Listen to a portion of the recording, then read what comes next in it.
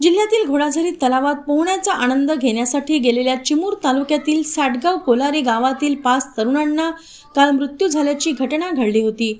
या घटनेने जिल्ह्यात शोककळा पसरली आहे।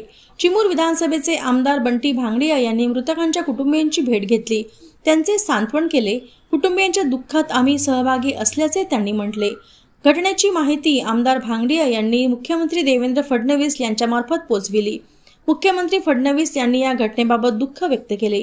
महाराष्ट्र सरकारच्या वतीने मृतकांच्या कुटुंबियांना प्रत्येकी 4 लाख रुपयाची मदत जाहीर केल्याची माहिती आमदार भांगडिया यांनी दिली।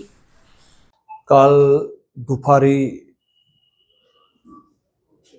मनाला हादरा देणारी अशी दुर्दैवी घटना घडली।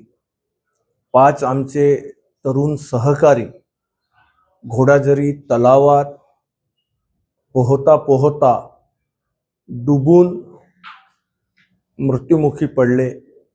ही जिल्ह्याला नाही तर महाराष्ट्राला हादरणारी ही घटना आहे। त्याच्यात तर गावंडे परिवारातले 4 होते आणि एक ठाकरे परिवारातला मुलगा होता। ही फार दुर्दैवी घटना घडलेली आहे। त्वरित महाराष्ट्रचे सर्वांचे लाडके मुख्यमंत्री आदरणीय देवेंद्र फडणवीस साहेबांसोबत या घटना संदर्भात चर्चा केली। या घटनेची सविस्तर माहिती दिली। साहेबांनीही आपलं दुःख व्यक्त केलंय। साहेबांनीही सांगितलेलं आहे की माझीही संवेदना त्या कुटुंबापर्यंत पोहोचवा आणि प्रत्येकी महाराष्ट्र शासनाकडून 4 लाख रुपयाची मदत साहेबांनी जाहीर केलेली आहे। शासनाच्या वतीने त्या मृतक परिवाराला 4 लाख रुपयाची मदत ही लवकरच मिळेल। लवकर त्यांच्यापर्यंत पोहोचवू। दुःख इतकं मोठं आहे की आज जी काही मदत शासन करतंय, फुल नाही फुलाची पाकळी म्हणून थोडंफार आधार त्यांच्या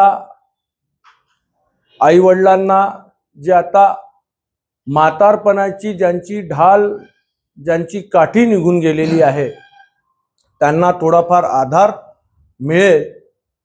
आदरणीय फडणवीस साहेबांना जेव्हा मी माहिती दिली तेव्हा त्यांनी त्वरित सांगितलं महाराष्ट्र सरकारकडून 4 लाख रुपये प्रत्येकी 4 लाख रुपये मदत आपण मिळवून देऊ, मदत आपण जाहीर करा।